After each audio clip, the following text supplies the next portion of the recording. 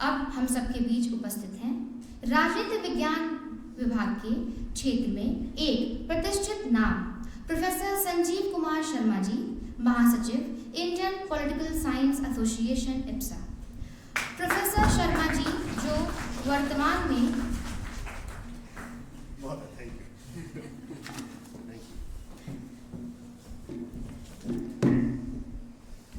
महाराजा सुहेलदेव विश्वविद्यालय के राजनीति विज्ञान विभाग द्वारा आयोजित इस एक दिवसीय राष्ट्रीय संगोष्ठी के उद्घाटन सत्र की अध्यक्षता कर रहे विश्वविद्यालय के माननीय कुलपति और मेरे अत्यंत आत्मीय अनुज मित्र शुभचिंतक प्रोफेसर, मेरे नाम राशि भी प्रोफेसर संजीव कुमार।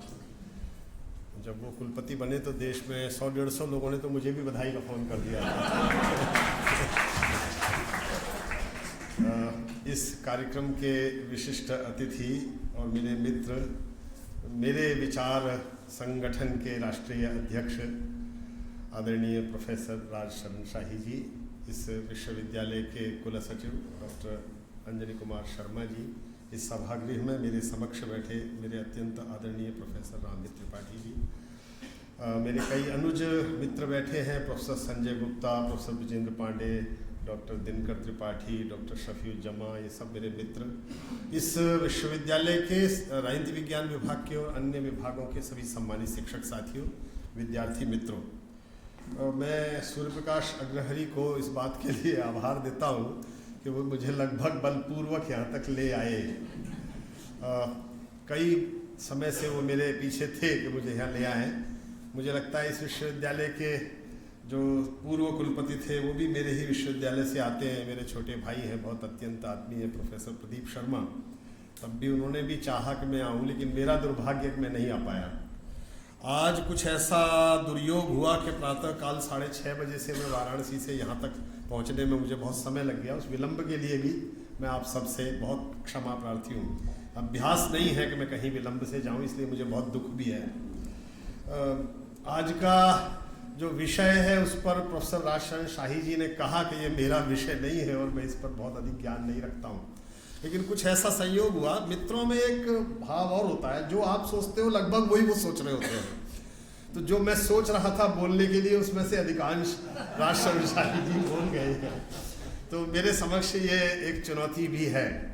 मैं विश्वविद्यालय के माननीय कुलपति प्रोफेसर संजीव कुमार को इस बात के लिए भी आभार व्यक्त करता हूं कि उन्होंने मुझे आमंत्रित किया, राजनीति विज्ञान परिषद को इससे जोड़ा, और इसी कार्यक्रम में हम थोड़ी देर बाद राजनीति विज्ञान परिषद से इस विश्वविद्यालय के साथ एक अनुबंध पत्र पर हस्ताक्षर करेंगे।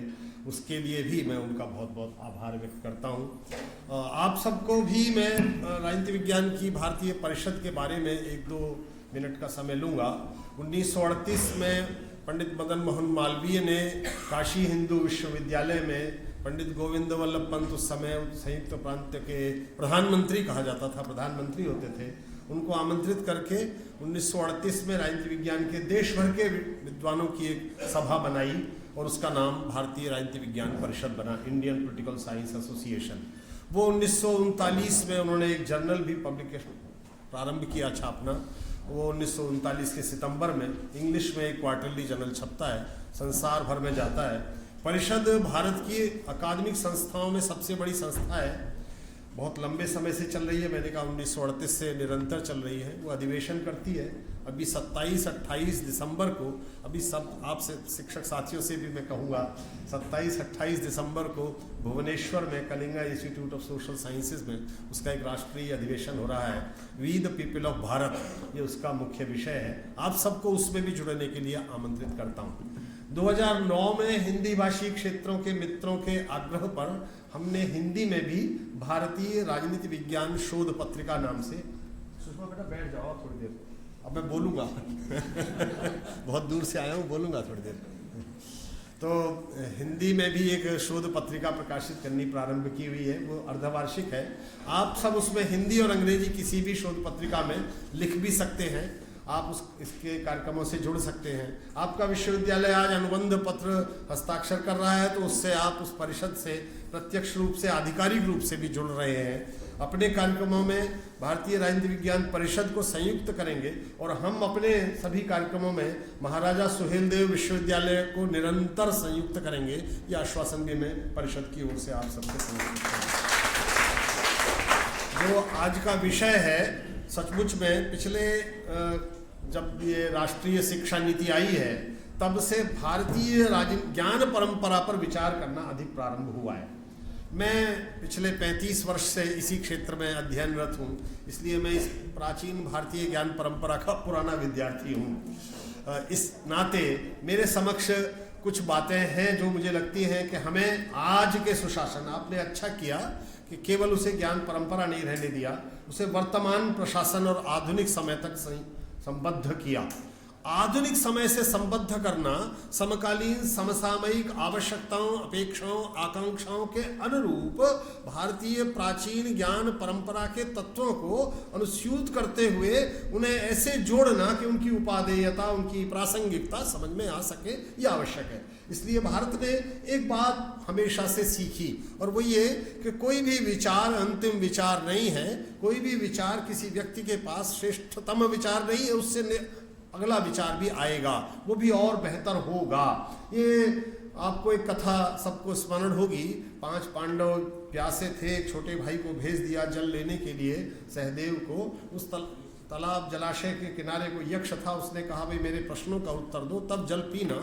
उसने दुस्साहस से जल पिया और मूर्छित हो गए। चारों भाई मूर्छित हुए तो यक्ष के पास ने युधिष्ठिर पहुंचे और युधिष्ठिर से भी यही कहा यक्ष ने कि देखो 4 भाई तुम्हारे मूर्छित हो गए हैं, यदि मेरे प्रश्नों का उत्तर नहीं दोगे तो तुम भी मूर्छित हो जाओगे, पहले प्रश्नों का उत्तर दो। युधिष्ठिर ने कहा प्रश्न पूछो, मैं पूरे देश भर में मित्रों से पूछता हूँ, आपके पास मोबाइल है सबके, हम किसी को फ़ोन करते हैं, क्या कहते हैं, हेलो क्या हाल है। मेरी बेटियाँ मुझे फ़ोन करती है, कहती है व्हाट्सअप क्या चल रहा है। आपको बताऊं यक्ष ने युधिष्ठिर से यही प्रश्न पूछा, क्या चल रहा है। पहला प्रश्न है का वार्ता किमाश्चर्यम कह पंथा कश्च मोदते। का वार्ता, क्या चल रहा है, क्या खबर है, खबर क्या है, हो क्या रहा है, हालचाल क्या है, भाई यही प्रश्न पूछता है। और उसमें पूछता है कब पंथा, मार्ग क्या है, करना क्या चाहिए। मैं आप विद्यार्थी काल में हमारे मित्र बैठे हैं, विद्यार्थी बहुत सारे, मन में ये आता है इसके बाद क्या, ये एमए तो करा देंगे टीचर्स मिलके, इसके बाद क्या, पीएचडी तो कर लेंगे, इसके बाद क्या, कोई भी डिग्री आप कर रहे हैं, रास्ता क्या है, मार्ग क्या है, करना क्या है। ये हम जीवन में जिस आयु में मैं हूं उसमें भी सोचते हैं अब क्या, 6 महीने बाद रिटायर हो जाएंगे, उसके बाद क्या करेंगे, क्या, ये जीवन भर मन में बना रहता है, करना क्या है, कब पंथा, मार्ग क्या है। पूरा भारत अनेकानेक वर्षों से ये प्रश्न स्वयं से पूछता रहा। राजशरण शाही जी ने उल्लेख किया, विद्यार्थी के रूप में उसने पूछा, उनसे पूछा कौन हो, ये कौन हूं, मैं कौन हूं, मुझे करना क्या है, ये विचार भारत ने निरंतर वर्षों से किया। युधिष्ठिर ने उत्तर दिया वेदा विभिन्ना स्मृतियोर विभिन्ना नैको मुनिर्यस्य वच प्रमाणम। बहुत सारे वेद हैं, उनके उपवेद हैं, बहुत सी स्मृतियां हैं, शास्त्र हैं, उपनिषद हैं, बहुत सारे ग्रंथ हैं। नैको मुनिर्यस्य वच प्रमाणम, कोई भी मुनि ऐसा नहीं है जो अंतिम बात कह सकता हो। इसलिए ऋषि कहता है नेति न इति, यह अंतिम नहीं है। तो भारतीय ज्ञान परंपरा कहीं ऐसा मेरे मन में ना आ जाए कि भारतीय ज्ञान परंपरा में जो कह दिया गया हजारों वर्षों पहले उसे आज जस का तस स्वीकार करने की इच्छा मेरी हुई है, ऐसा नहीं है। भारतीय ज्ञान परंपरा में से जो उपादेय है, जो प्रासंगिक है, दीनदयाल जी का उल्लेख किया शाही जी ने, वो कहते थे युगानुकूल, देशानुकूल, जो युग के अनुकूल है, आवश्यकताओं के अनुरूप है, उसमें से क्या लिया जा सकता है, ये विचार मन में प्रारंभ में रखना है। इसलिए आज का सुशासन की संकल्पना, आज की और हमारी अपेक्षाएं प्राचीन भारतीय राजधर्म की परंपरा में से क्या प्राप्त कर सकते हैं, ये महत्वपूर्ण प्रश्न है हमारे समक्ष। इसलिए राजधर्म की जब भी बात करेंगे तो इसमें एक शब्द संयुक्त हो गया। शाही जी ने बहुत सारी बातें महत्वपूर्ण कही और उसमें कहा धर्म के अधिष्ठान पर ही आधारित है। भारत की सारी परंपरा, सारा जीवन, सारा जगत में जो भी होना है वो धर्म के अधिष्ठान पर ही आधारित है। इसलिए राजा का जब राज्याभिषेक होता है तो वो कहता है अदंड्योस्मि, अब मैं अदंड्य हूं, मुझे कोई दंडित नहीं करेगा। तो उसके ऊपर कुशा का प्रहार करते हुए पंडित कहता है धर्मदंड्योसी, अभी भी धर्म के नियंत्रण में हो, धर्म के नियंत्रण से मुक्त नहीं हो, इसीलिए वो स्वेच्छाचारी नहीं हो सकता, वो नियंत्रित नहीं हो सकता, वो आतताई नहीं हो सकता, वो निरंकुश नहीं हो सकता। इसलिए नहीं हो सकता कि उसके पास राजतंत्र राजतंत्रात्मक व्यवस्था की पाश्चात्य अभिधारणाओं के सम्मुख जैसा हमने सोचा कि एक व्यक्ति में ही सारे अधिकार केंद्रित हो जाएंगे, ऐसा नहीं होता। भारत में कार्यपालिका की शक्तियां, विधायिका की शक्तियां, न्यायपालिका की शक्तियां सब एक व्यक्ति में केंद्रित हो जाती हूं, ऐसा नहीं हुआ। इसलिए हमारे राजतंत्र भी पश्चिम के राजतंत्रों की संकल्पना से पूर्णतया भिन्न है। इसलिए ही सुषमा ने प्रारंभ में एक श्लोक बोला, प्रजा के हित में ही राजा का हित है, प्रजा के सुख में ही राजा का सुख है। ये जो मूल भाव है इस बात का है कि उसकी संवेदनशीलता जवाबदेहिता के साथ, उत्तरदायित्व के साथ संयुक्त है। वह स्वयं में स्वेच्छाचारी होने के लिए स्वतंत्र नहीं है, उसे करना वह है। इसलिए राजा का पद, शक्ति, सत्ता के प्राधिकार के साथ संयुक्त होते हुए भी धर्म से संबद्ध है, उसकी संपृक्ति धर्म से है। यदि वो धर्म से संपृक्त है तो उसे समझना है कि उसका मुख्य दायित्व क्या है। महाभारत काल व्यास ने परिभाषा दी और कहा, लोकरंजन मात्रेव राज्ञाम धर्म सनातन। केवल एक ही धर्म है राजा का कि लोक रंजन, लोगों का सुख, जो उसके साथ रह रहे हैं उनका सुख। भवभूति ने उत्तर रामचरितम में राम से कहलवाया, स्नेहम दयाम च सौख्यम च यदि वा जानकीमपि। मैं कहता हूं हमारे जीवन में सबसे महत्वपूर्ण तत्व मनुष्य होने के नाते मेरे आपके जीवन का है तो स्नेह है, प्रेम है, अनुराग है, आसक्ति है, अनुरक्ति है, मनुष्यत्व का भाव उससे ही जागृत होता है। वो जो स्नेह है मनुष्य का सबसे पहला लक्षण है, जिसके अंदर स्नेह, और संस्कृत में स्नेह का अर्थ तेल भी होता है जिससे दिया जलता है। स्नेह में उसके बिना कुछ संभव नहीं है, प्रकाश भी संभव नहीं है। वो स्नेह को, दया के भाव को, सुख के भाव को, और सुख हमारी चरम अभिलाषा है, उस सुख के भाव को, स्नेह के भाव को, दया के भाव को। और राम कहते हैं यदि वा जानकीमपि, और जानकी को भी आराधनाय लोकस्य मुंचतो नास्ति मेघथा। लोक की आराधना के लिए त्यागने में, छोड़ने में मुझे कोई व्यथा नहीं होगी। ये जो लोकाराधन है ये मुख्य रूप से राजधर्म का आधार है। लोकाराधन में फिर सब सम्मिलित है।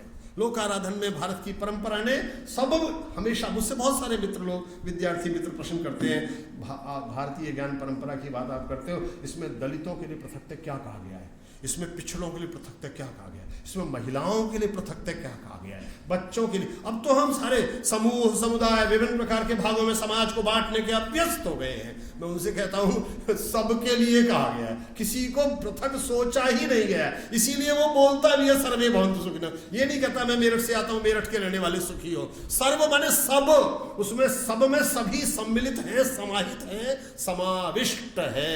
इसीलिए उपनिषद भी ये कहती है, छांदोग्य उपनिषद का एक राजा है, उसका नाम है अश्वपति। वो एक घोषणा करता है मेरा राज्य कैसा हो। शाही जी ने कहा कि राज्य कैसे उसके अधिकार पूर्वक कह सके ऐसा राजा है वो कहता है, न मेस्तेनो जनपदे न कदरियो न च मद्यप। मेरे राज्य में कोई चोर नहीं, मेरे राज्य में कोई लालची नहीं, मेरे राज्य में कोई कंजूस नहीं, मेरे राज्य में कोई मद्यप नहीं है।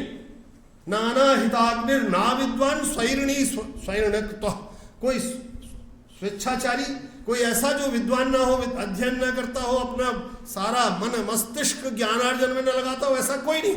ये घोषणा, ये साहस छांदोग्य उपनिषद का राजा कर रहा है। ये सुशासन की मूल अवधारणा है। इसीलिए राजत्व जो दिया गया है वो किस लिए दिया गया, वेद के ऋषि ने कहा तो किस लिए दिया जा रहा है, क्षेमायत्वा कृष्ययित्वा। किस लिए दिया जा रहा है, लोगों के कल्याण के लिए तुमको राज्य दिया जा रहा है, लोगों के सुख के लिए तुमको राज्य दिया जा रहा है, बृहत्तर समाज हित के लिए राज्य दिया जा रहा है, कृषि के रक्षा के लिए तुमको राज्य दिया जा रहा है, पशुधन की रक्षा के लिए तुमको राज्य दिया जा रहा है, और धर्म की स्थापना के लिए जिसका जो दायित्व है उसके लिए। ये धर्म कोई उपासना पद्धति के रूप में नहीं, जिसका जो दायित्व है उसको उस दायित्व में सन्नद्ध रखने के लिए तुमको राज्य दिया जा रहा है। तो एक प्रकार से ये नियंत्रण का भाव नहीं है, पर्यवेक्षण का भाव है। इसलिए राजा को शपथ दिलाता है। शपथ ब्राह्मण में राजा की एक शपथ है। मैं कहता हूँ आज हमारे सारे मंत्री लोग शपथ लेते हैं, हम आप सब जानते हैं। वो शपथ लेकर भी बहुत सारे लोग क्या करते हैं, वो ऐसे ही है जैसे हम में से बहुत सारे लोगों ने फिल्मों में भी देखा होगा, वो गीता पर हाथ धरकर कसम खाता हूँ सच के सिवा कुछ नहीं कहूँगा, और सच के सिवा सब कुछ कहता है। ऐसे ही हमारे मंत्री लोग शपथ लेते हैं संविधान की और ईश्वर की, सत्यनिष्ठा की, भ्रष्टाचार मुक्ति की, और उसके बाद जो करते हैं हम आप सब जानते हैं। शपथ ब्राह्मण में राजा की एक शपथ बताइए। मुझे लगता है आज के समय में उस शपथ को समझेंगे तो थोड़ा ऐसा लगेगा कि हम किस शपथ की बात कर रहे हैं। वो ये कहता है कि मेरे को ये दायित्व दिया गया है तो मैं अब संपूर्ण रूप से अपने जीवन को, अपने शरीर को, अपनी सारे मस्तिष्क को, अपनी सारी ऊर्जा को प्रजा हित में संलग्न कर रहा हूं। और यदि मुझसे इसमें कोई स्खलन हो जाए, कोई च्युति हो जाए, दोष हो जाए, मैं प्रजा के हित के काम न करूं, तो मैंने अपने जन्म से लेकर अब तक और मेरे बंधुजनों ने, परिवारजनों ने अब तक जो कुछ भी पुण्य संचित किए उन सबका क्षय हो जाए, नष्ट हो जाए। वो ये देखने में बड़ा धार्मिक सी बात लगती है, लेकिन ये आत्मिक रूप से बहुत महत्वपूर्ण है। ये इस बात को संकेत करता है कि वो अपने जीवन के सर्वस्व को प्रजाहित के लिए संलग्न करने में सन्निहित है। ये एक और दूसरा पक्ष है। एक तीसरा पक्ष और है, वह है संवेदनशीलता का। भारत में हमने प्राय यह मान लिया कि आज की लोकतांत्रिक व्यवस्थाओं में, अच्छा हुआ प्रधानमंत्री जी ने एक दिन कह दिया कि ये जो लोकतंत्र है इसकी भारत जननी है।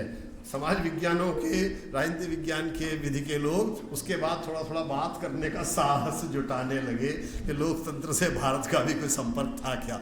अन्यथा हमें कहने में कोई कठिनाई नहीं होती थी कि हमने ये मॉडल उनसे लिया, ये मॉडल उनसे लिया। वो हमारी मानसिक दास्ता अभी समाप्त हो नहीं रही थी, वो मानसिक दास्ता की समाप्ति की। और कुछ लोग अभी भी बढ़ रहे हैं, कुछ लोग उसे अभी भी राजनीतिक नारा ही बोल देते हैं, लेकिन विशिष्ट रूप से अध्ययन करेंगे तो मैं ऐसा कहता हूँ कि राजनीति विज्ञान के विद्यार्थी के रूप में पिछले 4 दशक से अधिक समय में मैंने ये जाना, सीखा और समझा है कि लोकतंत्र कोई एक शासन पद्धति मात्र नहीं हो सकती। यदि वो केवल शासन पद्धति है तो फिर भारत को ऐसे लोकतंत्र की परंपरा की कोई आवश्यकता नहीं है, क्योंकि पद्धतियां बदलती हैं, परिवर्तित होती हैं, अपनी आकार, अपनी अपेक्षाएं, अपनी संरचनाएं, अपने अभिकरण, अपने उपकरण सब में परिवर्तन करती है। हमने अपने संविधान में 26 जनवरी 1950 को अंगीकृत, अधिनियमित, आत्मार्पित होने के बाद से 130 से अधिक संशोधन कर लिया। इसका अर्थ ये नहीं संविधान की मूल भावना कठिनाई में आती हो। और मूल भावना का अर्थ केवल संविधान के न्यायपालिका द्वारा बताई गई मूल भावना नहीं है। मेरे आपके मन में संविधान के प्रति जो श्रद्धा सम्मान है वो मूल भावना है, जो आदर है वो मूल भावना है। इसलिए भारत की इस परंपरा ने हमेशा ये माना कि जो शासक है उसे मूल रूप में उत्तरदायी होना है, एक व्यक्ति केंद्रित नहीं होना है। इसीलिए सारे शास्त्र राजधर्म में शासक को ये बताते रहे कि अकेले कोई काम मत कर लेना। आचार्य शुक्र कहते हैं इतना बड़ा दायित्व है शासन चलाना, राजा होना, वो अकेले कोई नहीं कर सकता। दिनकर ने अच्छा खासा काम किया है शुक्र पर, कामंदक पर। ये बृहस्पति, जितने भी आचार्य, मनु, कौटिल्य, सब कहते हैं राजा को कोई निर्णय अकेले नहीं लेना चाहिए।